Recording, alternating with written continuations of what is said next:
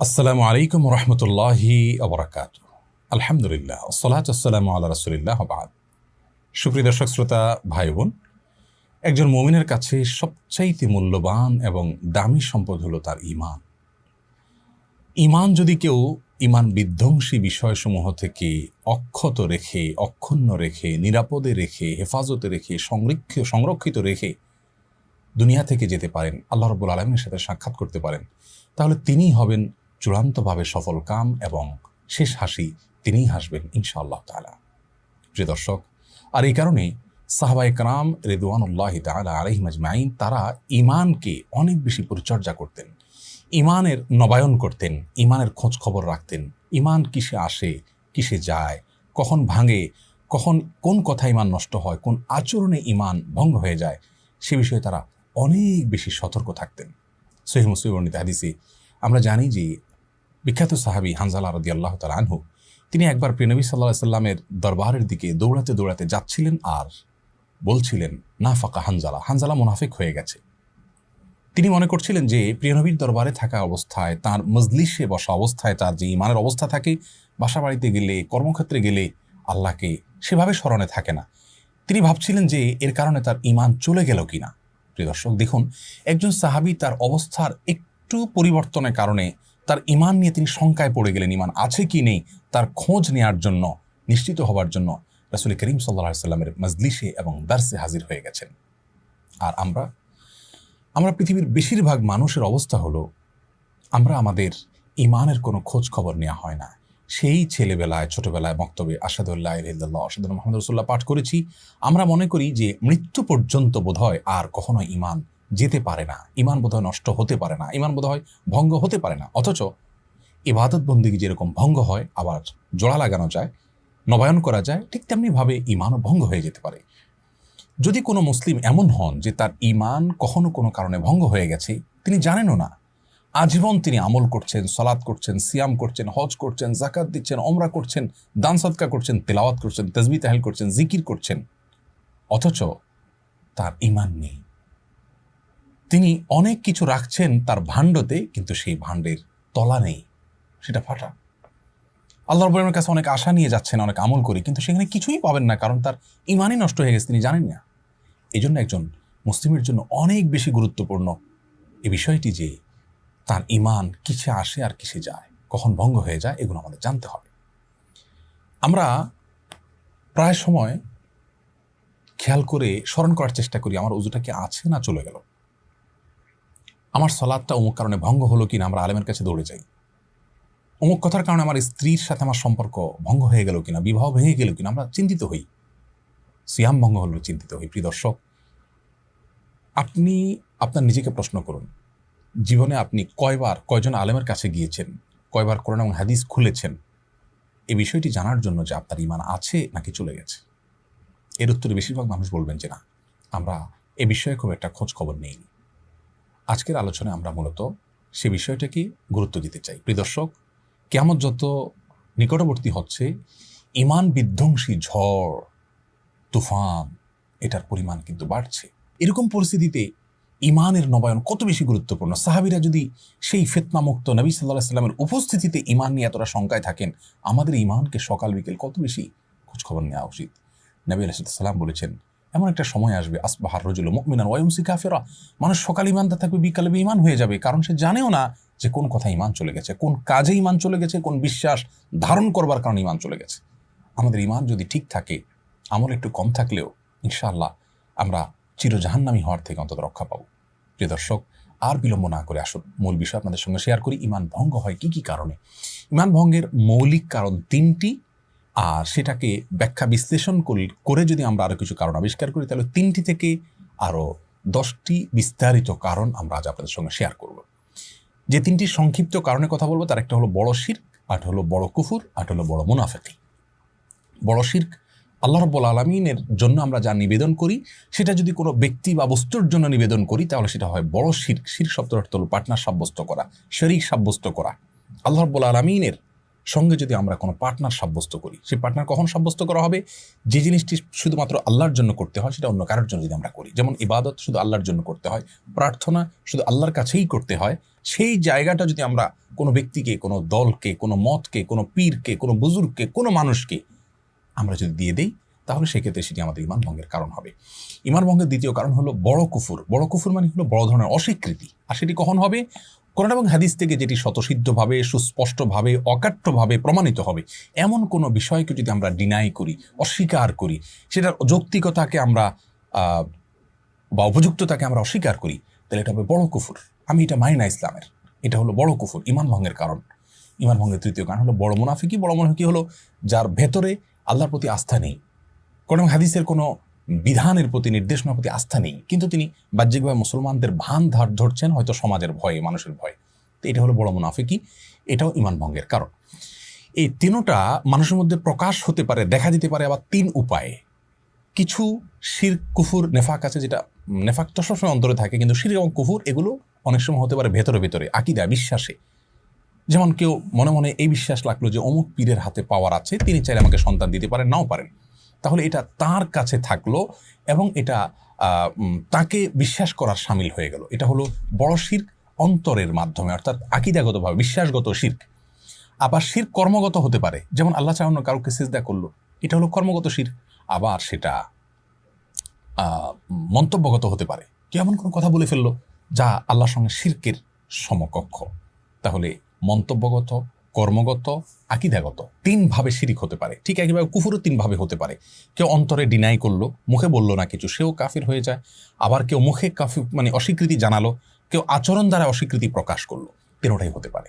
এই সব ধরনের ঈমান ভঙ্গের কারণ থেকে আমাদের বেঁচে থাকতে হবে। প্রিয় দর্শক, আসুন এগুলোকে বিস্তারিত বিশ্লেষণ করে অনেক বড় বড় ইমামগণ, অনেক বড় বড় ওলামায়ে কেরাম 10টি কারণকে উল্লেখ করেছেন। 3টা সংক্ষিপ্ত কারণ থেকে বিশ্লেষণমূলক আরও 10টি কারণ ওখান থেকে বের হয়েছে, সেগুলো আপনাদের সঙ্গে শেয়ার করে আজকে ইনশাআল্লাহ আমরা শেষ করব।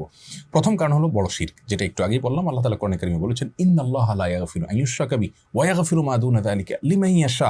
আল্লাহ তাআলা তার সঙ্গে শিরক করা হলে সেটি মাফ করবেন না। শিরকের চাইতে ছোট অপরাধ হলে সেটা আল্লাহ যাকে ইচ্ছা তাকে মাফ করতে পারেন। সূরা জুমার আয়াত নম্বর 65, সেখানে আল্লাহ রাব্বুল আলামিন বলেছেন, ওয়ালাকাদ উহিয়া ইলাইকা ওয়া ইলাল্লাযিনা মিন ক্বাবলিক লাইন আশরাকতা লা ইয়াহবাতান্না আমালুকা ওয়া লা তাকুনান্না মিনাল খাসিরিন। হে রাসূল, আপনি এবং আপনার পূর্বের সমস্ত নবী রাসূলদের প্রতি একটি কমন নির্দেশনা জারি করা হয়েছে, যদি আপনি নবী এবং রাসূল হওয়ার সত্ত্বেও যদি শিরকে লিপ্ত হন, লাইন আশরাকতা, আপনি যদি শিরকে লিপ্ত হন, লা ইয়াহবাতান্না আমালুক, অবশ্যই অবশ্যই অবশ্যই, লামে তাকিদ নুনে তাকিদ সাকিলা, 3 ভাবে গুরুত্ব দেওয়া হয়েছে আরবি গ্রামার অনুযায়ী। অবশ্যই অবশ্যই অবশ্যই আপনার সমস্ত আমল ক্যান্সেল হয়ে যাবে এবং আপনি ক্ষতিগ্রস্ত হয়ে যাবেন। এখান থেকে পরিষ্কারভাবে বোঝা গেল কেউ শিরকে লিপ্ত হলে তার ঈমান চলে যায়, সমস্ত আমল পুরানোগুলো ক্যান্সেল হয়ে যায়। এজন্য ঈমানদার সবচেয়ে ভয় থাকবে শিরক নিয়ে, আল্লাহর সঙ্গে শিরক যেন না হয়, তাওহীদকে নিশ্চিত করার চেষ্টা করবে। এটা ঈমান ভঙ্গের কারণ। নাম্বার 2, ঈমান ভঙ্গের দ্বিতীয় কারণ হলো আল্লাহ এবং বান্দার মাঝামাঝি যদি কোনো মধ্যস্থতাকারী আমরা সাব্যস্ত করি, তাহলে ঈমান নষ্ট হয়ে যাবে। আমরা জানি আমাদের হিন্দু ভাই বোন তারা বিশ্বাস করেন যে ঈশ্বর সরাসরি সবকিছু নিয়ন্ত্রণ করেন না।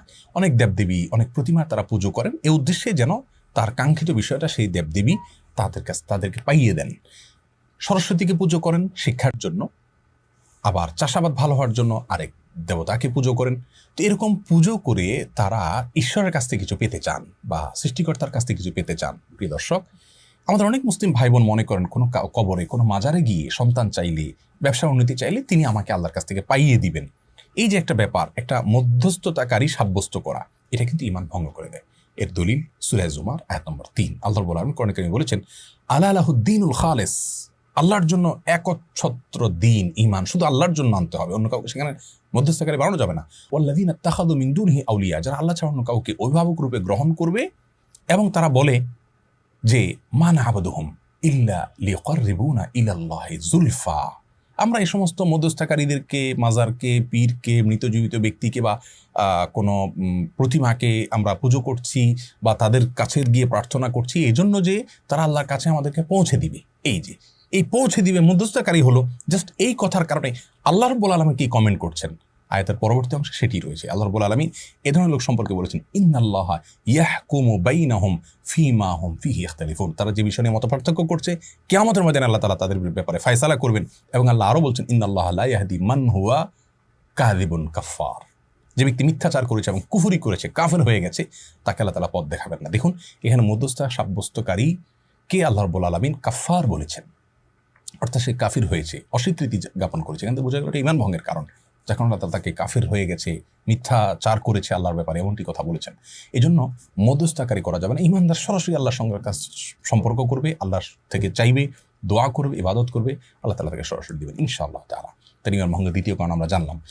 ঈমান ভঙ্গের তৃতীয় যে কারণ তা হলো কোনো অমুসলিমকে অমুসলিম মনে না করা, কোনো মুশরিককে মুশরিক মনে না করা, অন্য কোনো ধর্মকেও সঠিক মনে করা। প্রিয় দর্শক, আমাদের দেশে অনেক ভাই বোন আছেন যারা মনে করেন সব ধর্মই ঠিক আছে, সবগুলোরই গন্তব্য একটি, ঘুরে ফিরে সবাই এক জায়গায় যাবে। এই যে কথাগুলো আমাদের নিজেদের অজান্তে কথা বলে আমাদের ঈমান হারা হয়ে যাচ্ছি আমরা জানি না এই কথাগুলো কত ডেঞ্জারাস কথা।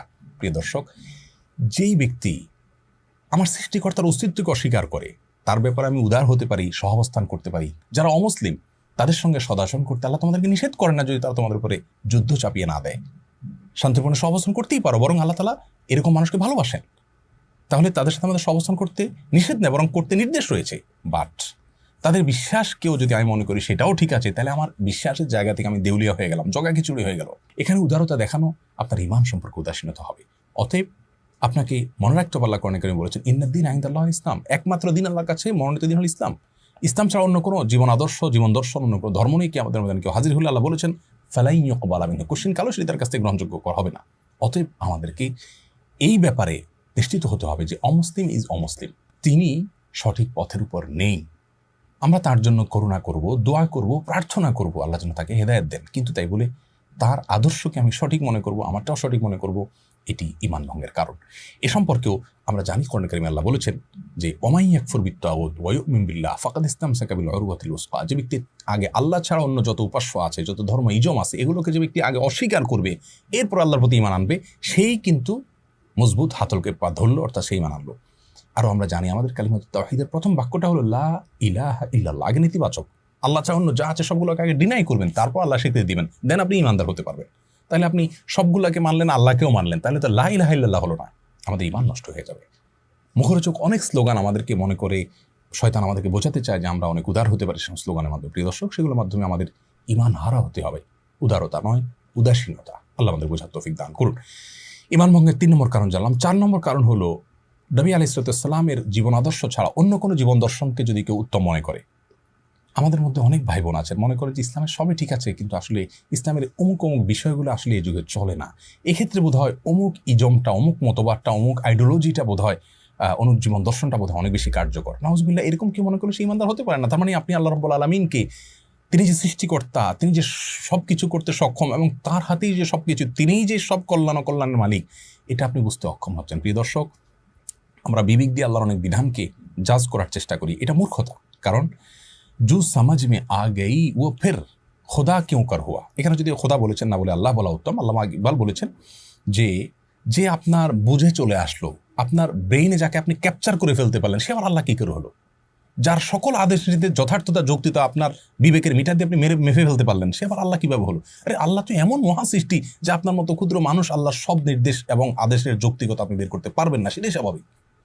এই জন্য ইসলামের সব নির্দেশগুলো আমার বুঝে আসলে আমি মানবো, না হলে বলবো না, এটা অযৌক্তিক, এটা ঈমান ভঙ্গের কারণ। এই বিষয়ে আমাদের সাবধান হতে হবে। একজন কাজের লোক, তার মালিক তাকে 10টা অর্ডার করেছেন, তিনি 2টা করেছেন আর 8টা করেননি। কেন করেননি? বলেন যে স্যার এটা আমার বুঝে আসছে না, এটা ভালো হবে না কাজটা।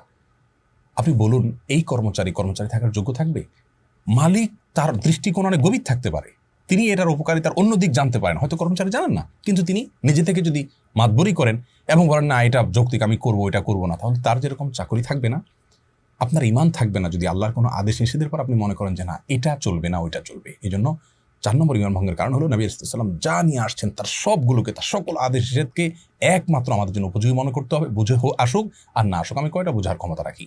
আল্লাহ কোরআনে বলেছেন ফালা ওয়া রাব্বিকা লা ইউমিনুনা হাত্তা ইউহাক্কিমুকা ফীমা শাজারা বাইনাহুম, শপথ আপনার সত্তা রবের, যে ওই ব্যক্তি কখনো ঈমানদার হতে পারবে না যে সকল বিষয়ে নবী আলাইহিস সালামকে তার জীবনের সিদ্ধান্তদাতা হিসাবে গ্রহণ না করবে, তার সকল সিদ্ধান্তকে না মানবে, ঈমানদার হতে পারবে না। অতএব নবী সাল্লাল্লাহু আলাইহি ওয়াসাল্লামের সকল আনিত বিষয়গুলোকে আমাদের জন্য কল্যাণকর আমরা সেই হিসাবে বিশ্বাস করব। আমি পালন করতে পারছি না, আমার দুর্বলতা আছে, সেটা ভিন্ন বিষয়, তার জন্য আমার গুনাহ হবে, বাট আমি ঈমান হারা হব না। কিন্তু আমি এটাকে অনুপযুক্ত মনে করি, আমার ইমান হারা হতে হবে। নাম্বার 5, ইমান ভঙ্গের 5 নম্বর কারণ হলো নবী রাসূলুল্লাহ যে দিন নিয়ে এসেছেন, কোরআন হাদিসের যে বিষয়গুলো অকাট্যভাবে এবং সুস্পষ্ট বদিহি তথা স্বতঃসিদ্ধভাবে প্রমাণিত হয়েছে, তার কোনো একটির প্রতি যদি আমাদের কোনো ঘৃণা থাকে, অপছন্দ থাকে, তাহলে ইমান চলে যাবে। অনেক ভাই বোন আছেন বলে ইসলামের সব ভালো লাগে, এই যে পর্দার বিধানটা আমার ভালো লাগে না, ইসলামের সব ভালো লাগে, বাট এই যে সুদেরটা আমার ভালো লাগে না, ইসলামের সব কিছু ভালো লাগে, বাট অমুকটা আমার ভালো লাগে না, তমুকটা আমার ভালো লাগে না। এরকম কিন্তু অনেক ভাই বোন আছেন যারা এরকম বলেন। ওয়াল্লাযীনা কাফারু ফাতাআসাল লাহুম, যারা কুফরি করেছে তাদের ধ্বংস অনিবার্য। ও আদাল্লা আমালাহুম, আল্লাহ তাআলা এই সমস্ত মানুষের আমলকে নষ্ট করবেন, ধ্বংস করে দিবেন।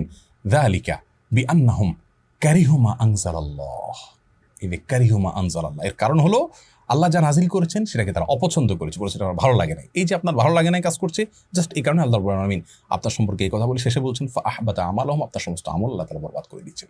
প্রিয় দর্শক, এখান থেকে বোঝা গেল এরকম কোনো আচরণ করলে সেটি ইমান ভঙ্গের কারণ হবে যে ইসলামের অমুক জিনিসটা আমার ভালো লাগে না। আপনার ভালো লাগা না লাগা এটার উপরে সত্য নির্ভর করেন, আপনি সবকিছু বুঝতে সক্ষম নন, আমরা কেউই সক্ষম নেই। আল্লাহ রাব্বুল আলামিন মালিক, আমরা তার কৃতদাস, সৃষ্টি মাত্র। তার সকল নির্দেশের যৌক্তিকতা, যথার্থতা আমাদের বুঝতে হবে, এমনটি বাধ্যতামূলক নয়।